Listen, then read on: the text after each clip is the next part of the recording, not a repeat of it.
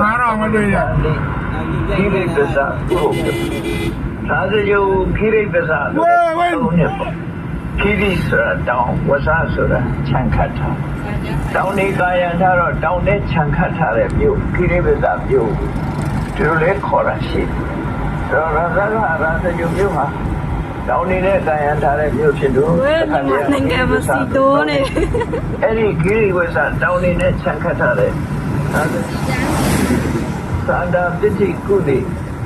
ခိတိယတာဟံယောပတိထိတာဆံမကျွားတဲ့တထေသမီးအနေနဲ့လာပြီးတော့ဖြစ်တယ်ဆံမကျွားတဲ့ဆိုတဲ့ပုဂ္ဂိုလ်တွေဟာ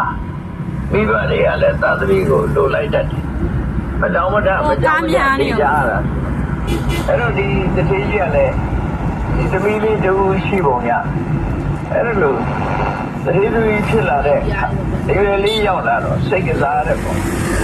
ဒီသမီးတွေရဲ့သဘာဝတိုင်းဒီလေးရောက်လာအဲဒီရဲ့လှုပ်ဆောင်မှုကြောင့်